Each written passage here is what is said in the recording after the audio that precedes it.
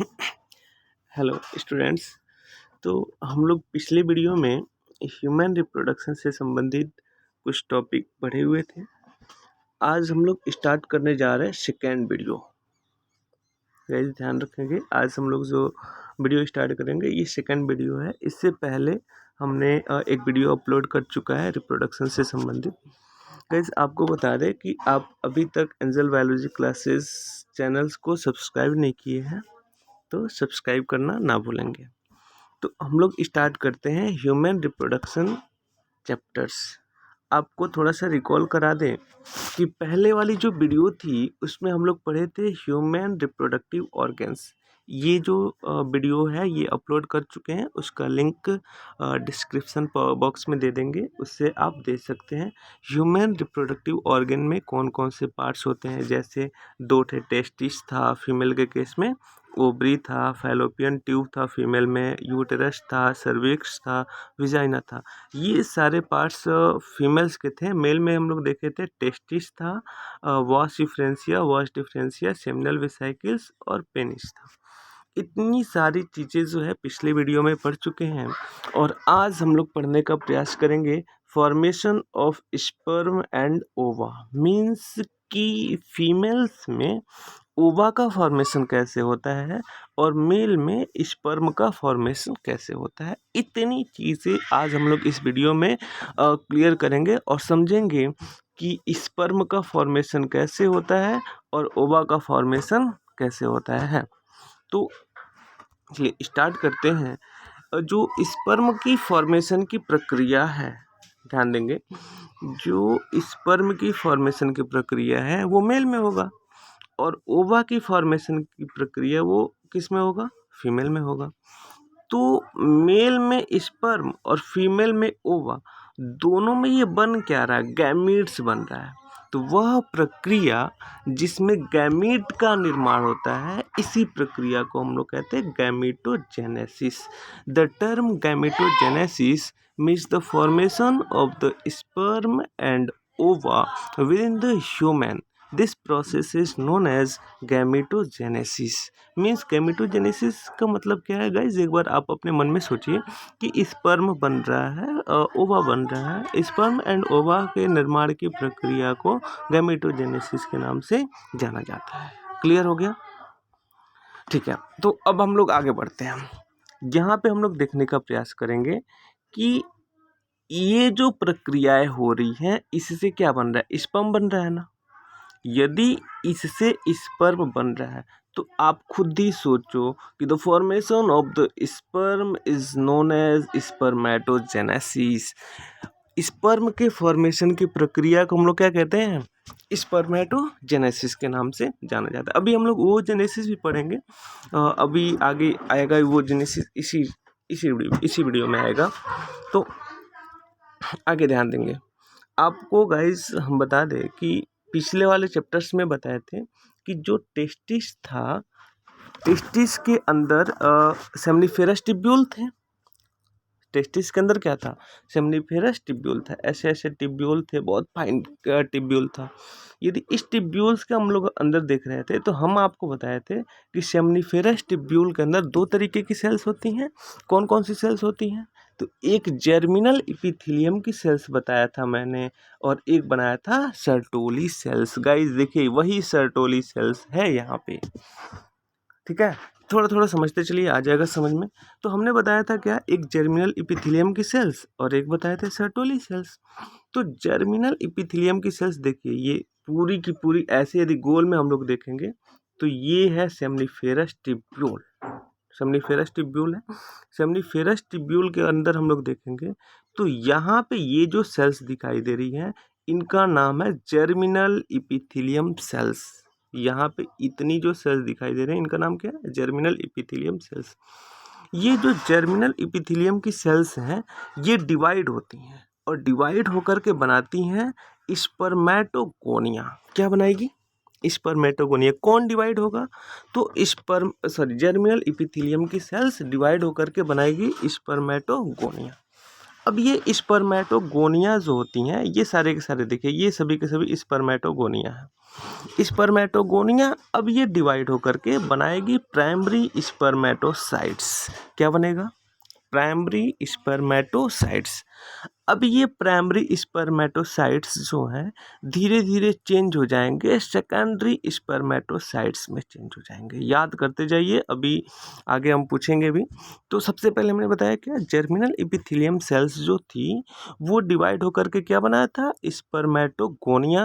और ये spermatogonia change हुआ था प्राइमरी स्पर्मेटोसाइट्स में, और ये प्राइमरी स्पर्मेटोसाइट चेंज हुआ था किस में, सेकेंडरी स्पर्मेटोसाइट्स में चेंज हो गया था।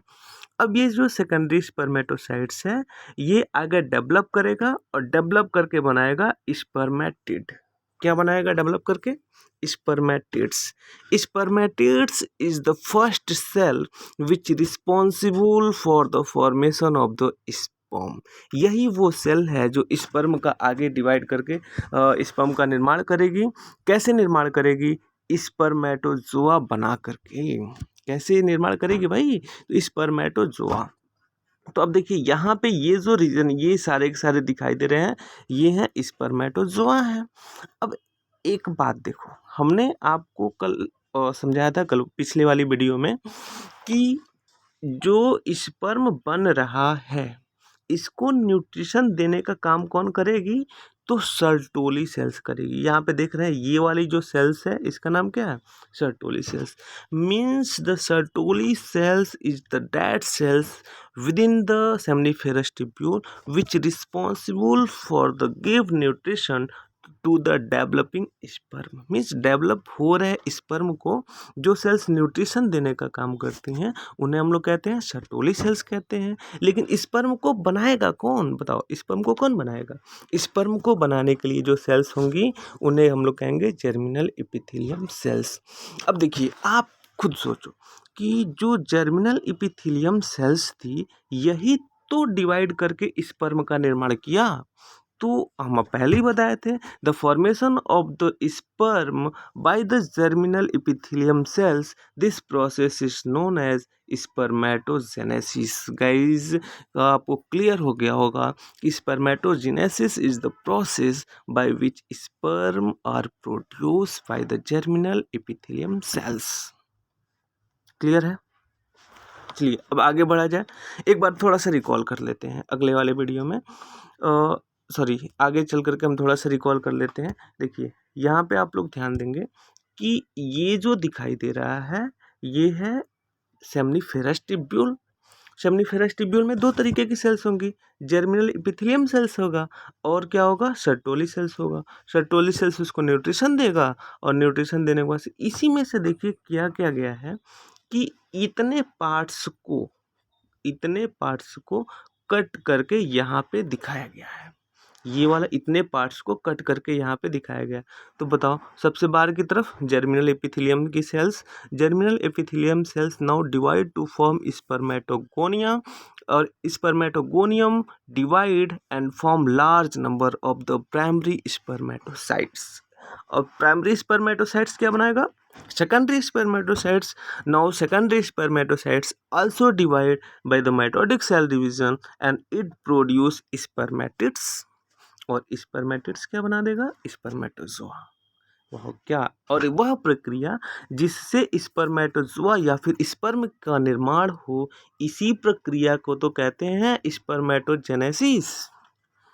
उम्मीद करते हैं कि आपको यहाँ तक काफ़ी ज़्यादा क्लियर हो गया होगा स्पर्मेटोजेनेसिस क्या होता है। Spermatogenesis means the formation of the sperm by the germinal epithelium cells is the called as spermatogenesis.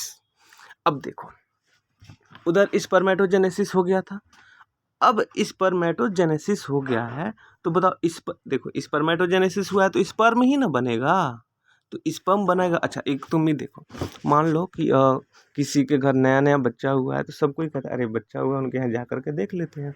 वैसे ही अभी नया नया स्पर्म बना है, अब हम लोग क्या करते हैं, इस स्पर्म की संरचना को देख लेते हैं कि स्पर्म की स्ट्रक्चर कैसे होती है। तो यदि हम लोग स्पर्म का स्ट्रक्चर देखते हैं तो इसमें कई पार्ट्स दिखाई देते हैं। सबसे ऊपर वाला जो रीजन दिखाई देता है, ये वाला रीजन देखिएगा, सबसे ऊपर वाला रीजन, ये वाला जो दिखाई दे रहा है ऊपर वाला, इसे हम लोग कहते हैं हेड रीजन, सबसे ऊपर की तरफ। लेकिन हेड रीजन के ठीक नीचे यहाँ पे जो दिखाई देता है इसे हम लोग कहते हैं मिडिल पीस। सबसे ऊपर की तरफ क्या दिखाई दिया? Head region. हेड रीजन के नीचे क्या दिखाई दिया? Middle piece. और मिडिल पीस से नीचे पूरा इतना रीजन जो दिखाई दे रहा है इसे हम लोग कहते हैं टेल। क्या कहेंगे? टेल कहेंगे। तो यदि हम लोग स्पर्म का स्ट्रक्चर देखते हैं तो स्पर्म के स्ट्रक्चर में 3 भाग दिखाई देता है।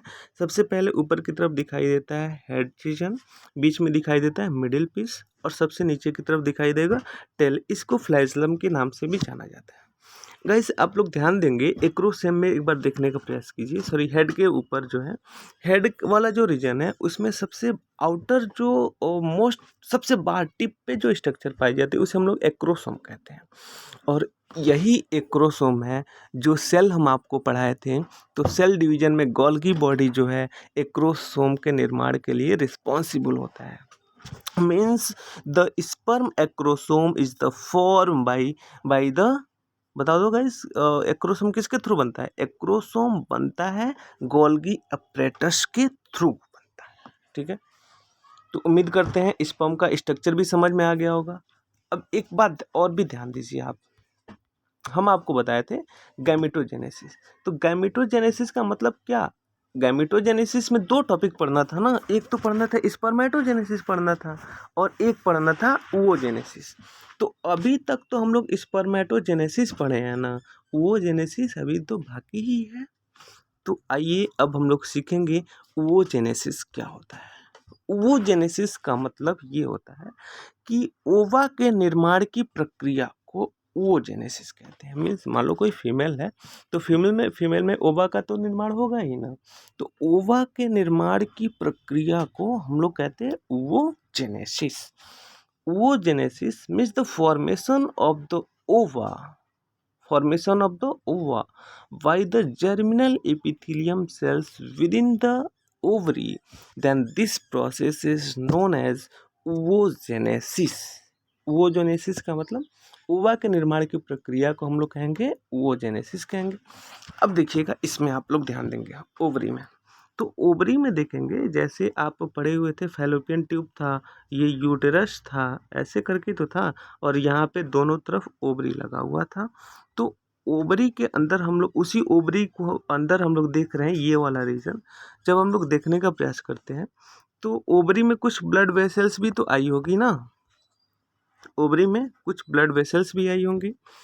ये ब्लड वेसल्स देखिए रेड कलर से दिखाया गया ब्लड वेसल्स को, इसमें से कुछ ब्लड को लेकर के जाएगी भी, तो उसको ब्लू कलर से दिखाया गया है। तो देखिए, सबसे पहले जो जर्मिनल एपिथेलियम है, यहाँ पे जर्मिनल एपिथेलियम की सेल्स ये डिवाइड किया और डिवाइड हो करके कई ज़्यादा सेल्स बना रहा है।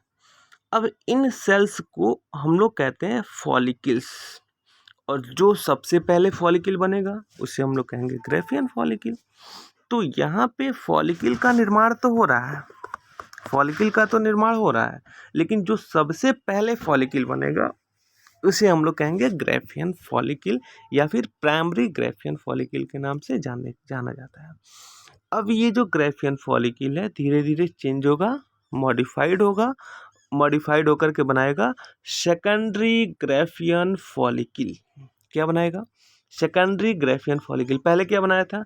प्राइमरी फॉलिकल बनाया था, दूसरे में बनाएगा सेकेंडरी ग्रेफियन फॉलिकल, और ऐसे धीरे धीरे डेवलप होकर के बनाएगा टर्शियरी फॉलिकल। क्या बनाएगा? Tertiary follicle. अब ये जो टर्शियरी फॉलिकल है, अब धीरे धीरे ये चेंज हो जाएगा मैच्योर ग्रेफियन फॉलिकल में चेंज हो जाएगा। किस में चेंज हो जाएगा?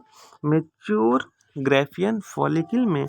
और ये मैच्योर ग्रेफियन फॉलिकल अपने अंदर की तरफ एग को रखे रहेगा। देखिए उसके अंदर, आपको बहुत ध्यान से देखने का प्रयास करेंगे तो उसके अंदर एग भी दिखाई देगा। तो ग्रेफियन फॉलिकल के अंदर वास्तव में किसका डेवलपमेंट होता है? तो एग का डेवलपमेंट होता है। तो ओवोजेनेसिस है क्या? तो ओवोजेनेसिस का मतलब एग के निर्माण की प्रक्रिया को ही तो oogenesis कहते हैं।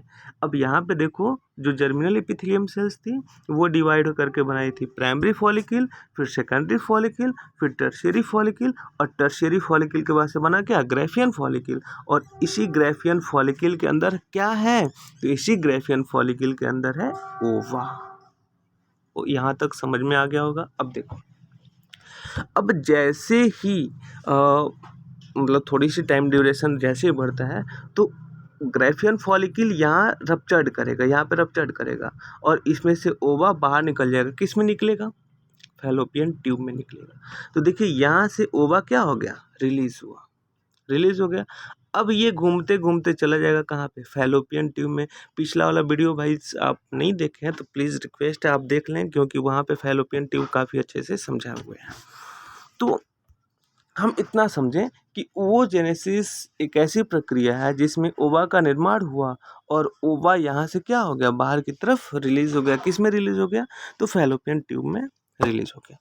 लेकिन आप खुद सोचो, जब ओवा यहाँ से रिलीज होगा तो यहाँ बहुत ही थोड़ी अमाउंट में, बहुत माइन्यूट अमाउंट में ब्लीडिंग होती है, और इस ब्लीडिंग को यह ओवा के अंदर जो है ये वाला रीजन इसको पकड़ लेती है, और पकड़ करके गांठ जैसी संरचना बना लेता है। पकड़ करके उस ब्लीडिंग को पकड़ के गांठ जैसी संरचना बना लेता है। अब इस संरचना को रिलीज के बाद से, ओवा रिलीजन के बाद से, अब इस संरचना को हम लोग कहेंगे कार्पस ल्यूटियम। क्या कहेंगे, कार्पस ल्यूटियम। ये कार्पस ल्यूटियम कैसे बना है, जब ओवा बाहर की तरफ निकला है तो कुछ ब्लीडिंग हुई है, और उसी ब्लीडिंग को इकट्ठा करके एक न्यू स्ट्रक्चर बना है फीमेल्स में, जिसका नाम क्या है, कार्पस ल्यूटियम है। और यही वो कार्पस ल्यूटियम है जो फीमेल सेक्स हार्मोन के सिक्रीशन के लिए मदद करता है। Means the sex hormone in the case of the female is released by the cells of corpus luteum. Means female के केस में जो सेक्स हार्मोन की रिलीजिंग होती है, जो सिक्रीशन होता है, वो किसके थ्रू होता है भाई, तो कार्पस ल्यूटियम के थ्रू होता है। इस बात को आप लोग याद रखे रहेंगे। एक बार और थोड़ा सा रिकॉल कर लेते हैं, उसके बाद से आगे बढ़ते हैं।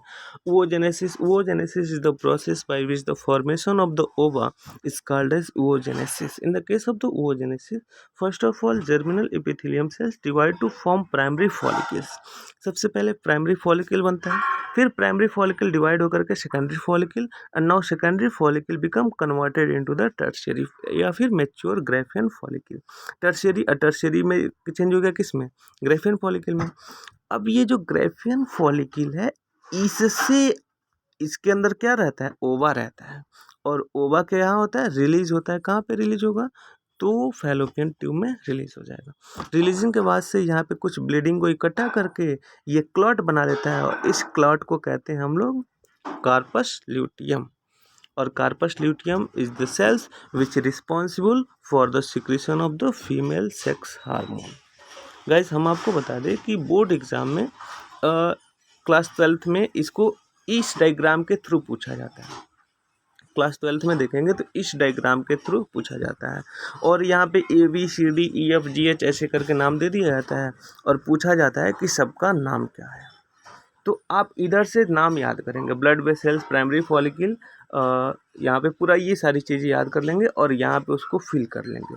Primary follicle, secondary follicle, Graafian follicle, ओवा, ये सब कैसे ABCD सबका नाम जो है उसको लिखना रहता है। आप लोग मैनेज करेंगे, इधर मैंने बता दिया, और यहाँ पे आप लोग कोशिश करेंगे लिखने का, ठीक है। अब देखो, उधर की तरफ जब स्पर्म बना था तो बात बताओ, आप स्पर्म का स्ट्रक्चर देखे थे कि नहीं देखे थे।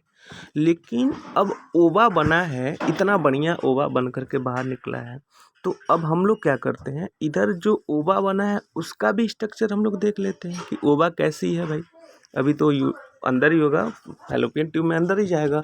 तो चलिए अब हम लोग करते हैं क्या है, ओवा का स्ट्रक्चर देखते हैं, ओवा है कैसा। तो स्ट्रक्चर ऑफ एग, चलिए स्टार्ट करते हैं। यहाँ पे क्लियर नहीं हो पा रहा। तो यदि एग का स्ट्रक्चर देखते हैं तो ध्यान रखेंगे, सबसे अंदर की तरफ होगा न्यूक्लियस। एग में सबसे अंदर की तरफ क्या होगा, न्यूक्लियस, और इसके किनारे के साइड में एक सेल्स होगी जिससे हम लोग कहेंगे फर्स्ट पोलर बॉडीज। क्या कहेंगे? First polar bodies. और यहीं पे जो रीजन होता है, इस रीजन को कहते हैं जोना पेलुसिडा। क्या कहेंगे? Zona pellucida. ये स्ट्रक्चर हम लोग पढ़ रहे हैं, ओवम का स्ट्रक्चर। जो फीमेल्स के केस में ओवा रिलीज होता है, उसमें कितने रीजन दिखाई देते हैं? तो सबसे पहले बीच में क्या दिखाई दिया हमें? न्यूक्लियस दिखाई दिया है।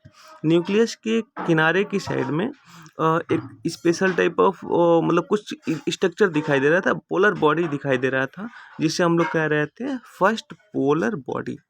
पोलर बॉडी के ठीक नीचे जो डार्किश कलर का दिखाई देता है, उसे हम लोग कहते हैं जोना पेलुसिडा। और जोनो पेलुसिडा के किनारे की तरफ जितने भी सेल्स उपस्थित होती हैं, उसे हम लोग कहते हैं कोरोना रेडिकुलाटा, या फिर कोरोना रेडिएटा, या फिर फेसिकुलर सेल्स। जो ओवम के चारों तरफ जो सेल्स पाई जाती हैं, उसे हम लोग कहते हैं क्या? कोरोना रेडिएटा, या फिर फेलिकुलर सेल्स के नाम से जाना जाता है। अब आप खुद ही सोचो, यदि कोई सेल्स है, इसमें न्यूक्लियस है, तो क्या उसमें साइटोप्लाज्म नहीं होगा? यदि साइटोप्लाज्म होगा तो देखो यहाँ पे क्या दिख रहा है? साइटोप्लाज्म। थोड़ा सा कंपेयर कर लीजिए इधर भी। ह्यूमन स्पर्म का संरचना हम लोग देखे थे, तो सबसे पहले हेड दिखाई दिया था, मिडिल पीस, टेल या फिर फ्लैशलम। मिडिल जो हेड रीजन था, वहाँ पे सबसे आगे की तरफ एक्रोसोम, उसके अंदर न्यूक्लियस, न्यूक्लियस के अंदर कुछ बॉडी थी, सेंट्रियोल था। उसके बाद से ये देखिए मिडिल पीस जो होता है, इसमें माइटोकॉन्ड्रिया भरा रहता है, और इस वाले रीजन को हम लोग फ्लैशलम के नाम से जाना जाता है, या फिर एक्सोनिमा के नाम से जाना जाता है। तो गाइज़ अभी तक जो है हम लोग शुरू से एक बार और रिकॉल कर लेते हैं और सारी चीज़ें पढ़ लेते हैं, क्या क्या हमने पढ़ा है। ह्यूमन रिप्रोडक्शन में पहले रिप्रोडक्टिव ऑर्गन पढ़ चुके थे, फॉर्मेशन ऑफ स्पर्म एंड ओवा। नेक्स्ट स्पर्मेटोजेनेसिस क्या होता है, स्पर्मेटोजेनेसिस में पूरी प्रक्रियाएं क्या होती हैं, और फिर स्पर्म का स्ट्रक्चर क्या होता है। आगे हम लोग पढ़े हैं ओवोजेनेसिस क्या होता है, ओवोजेनेसिस में ओवा का निर्माण कैसे होता है, और फिर ओवा का निर्माण के बाद से ओवा का स्ट्रक्चर क्या होता है। उम्मीद करते हैं कि आपको यहाँ तक वीडियो आगे समझ में होगा। थोड़ा सा और समझ लेते हैं, यहाँ पे थोड़ा सा समझिएगा, बहुत ज़्यादा इम्पोर्टेंट है यहाँ पे टॉपिक, ठीक है। यहाँ पे देखिए स्पर्म के निर्माण की प्रक्रिया को बताया गया काफ़ी ज़्यादा। सबसे पहले क्या था? स्पर्मेटोगोनिया बना था, माइटोटिक डिवीजन किया था, और प्राइमरी स्पर्मेटोसाइट्स बनाया था।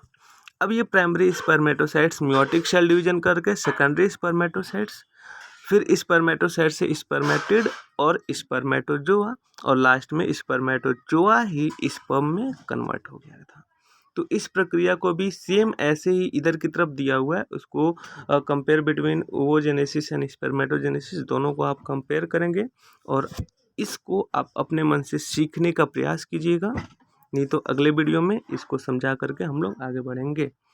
अब देखिए अब होगा क्या, इधर की तरफ स्पर्म भी बन चुका है, ओवा बन चुका है, तो अगली टॉपिक है हम लोग की फर्टिलाइजेशन, जो अगले वीडियो में हम लोग करेंगे इसको सॉल्व। तब तक के लिए आपको धन्यवाद, और वीडियो देखने के लिए मोस्ट वेलकम। और आप हमारे चैनल्स को सब्सक्राइब करेंगे और अपने दोस्तों के पास शेयर भी कर देंगे, जिससे आपको फ्रेंड को आसानी होगी ये सारी चीज़ें समझने में।